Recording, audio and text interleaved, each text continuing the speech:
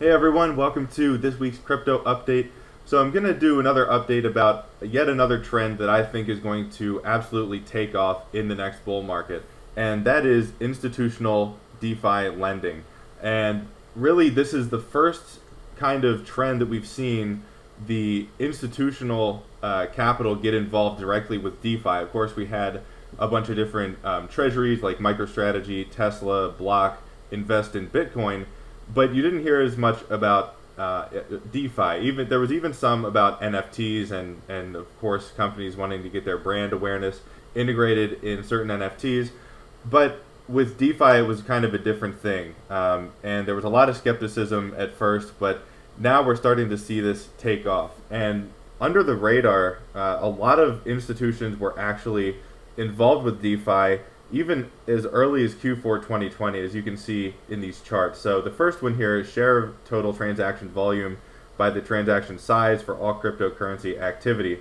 So this is really gauging who made the biggest transactions, and a lot of it was institutional and large institutional firms, and that started really in the first quarter of 2021.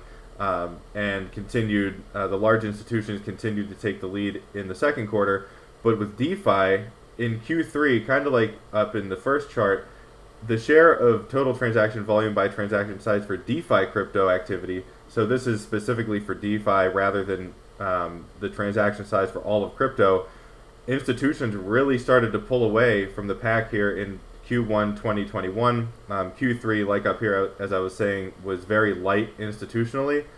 But then the large institutions kind of increased that in Q4, and then in Q1 and Q2 of 2021, they were by far the dominant players in DeFi, which is very interesting because you didn't hear too much about it. There was some activity like Aave with their Aave Arc project, which I think they have a few dozen institutions engaged in that.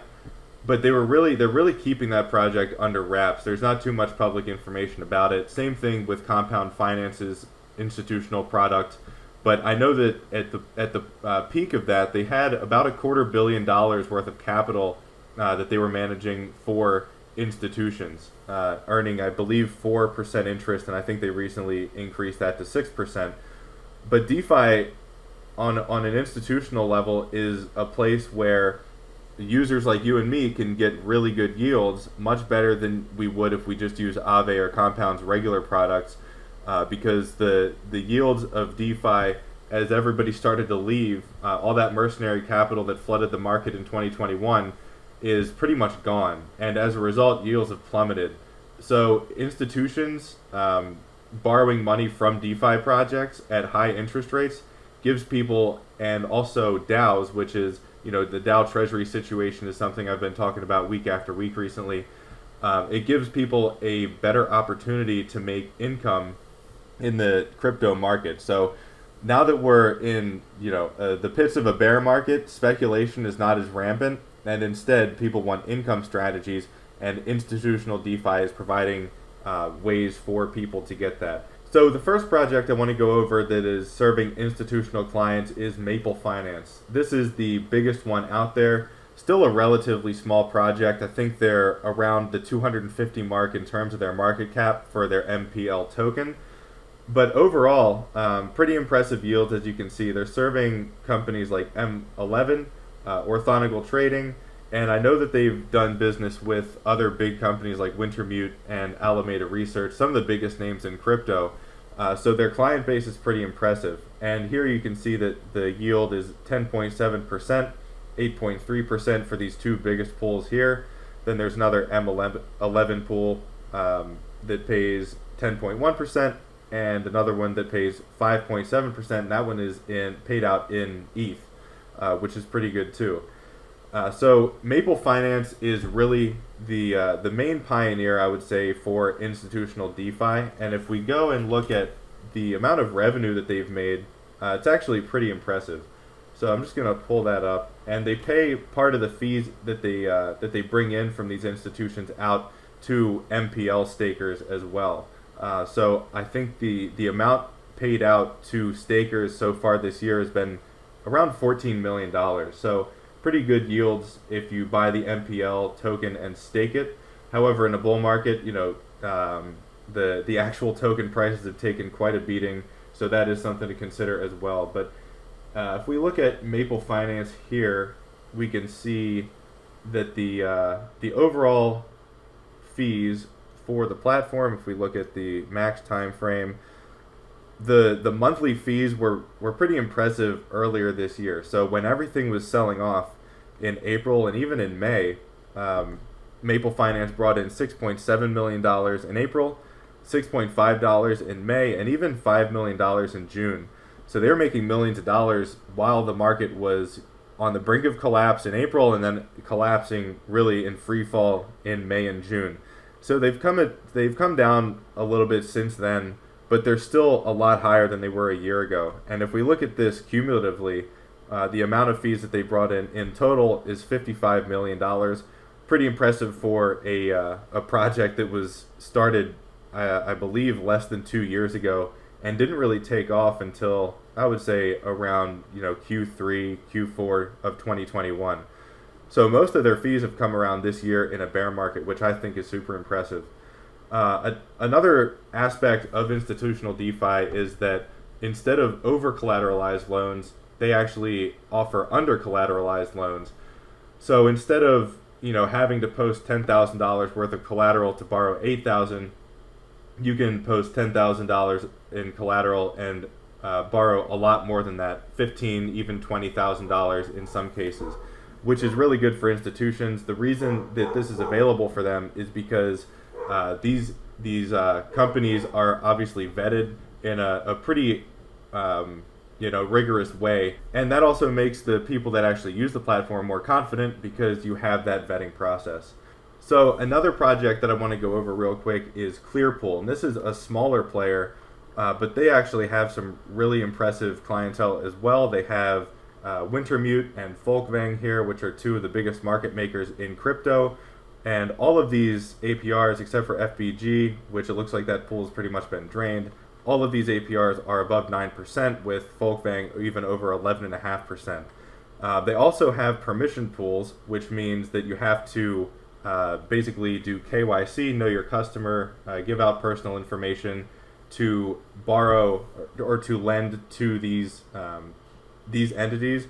Jane Street is the one I want to highlight, though, because this is actually a market maker in the TradFi space with trillions of dollars of annual trading volume. So Jane Street is a big player in the other asset markets like stocks and bonds and mostly ETFs.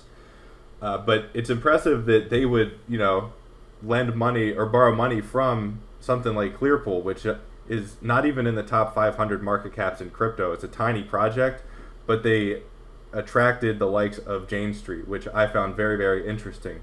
That's something that Maple hasn't even done yet, and I would consider Maple the leader in this space.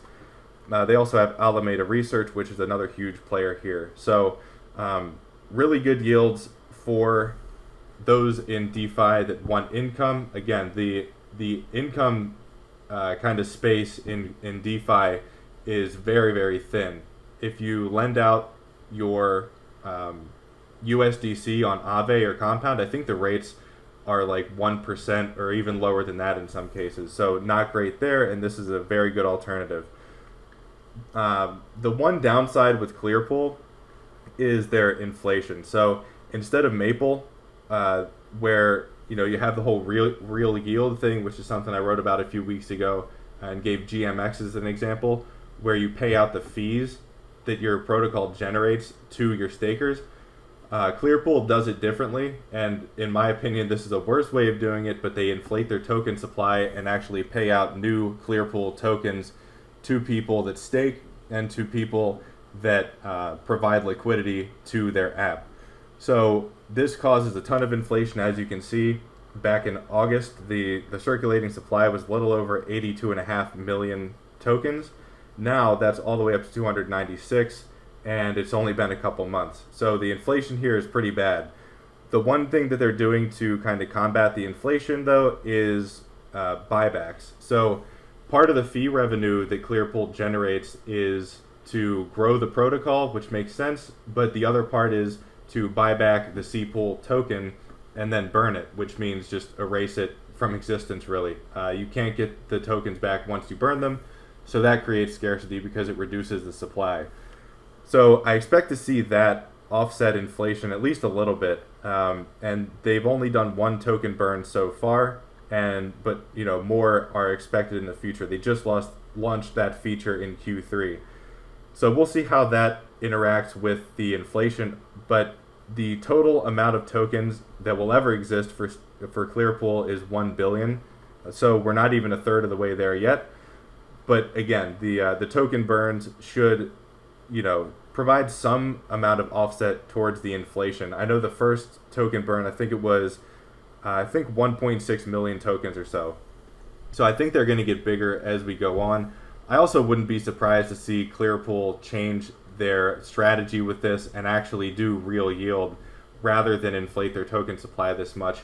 They've put out a couple articles arguing why they do it this way, but I still think that real yield is the way to go, like Maple Finance, where you take some of the revenue that you get and just pay it out to shareholders. That just makes the most sense to me, and I think they're going to pivot to that strategy instead at some point. So these are two projects on my radar for institutional DeFi. Personally, I don't have either one of these tokens. I'm not, this isn't financial advice. I'm not saying to go out and buy them. Just sharing this information because I think this trend is going to absolutely take off when we return to the bull market, or even in the bear market. I think it's still going to be kind of a light in the darkness in terms of the overall crypto space. So this is going to grow substantially as more TradFi institutions like Jane Street come into it as well. So that is it for this week. Hope everybody enjoyed that. So if you have any questions, definitely leave them below or comments, and I will see you again next Friday.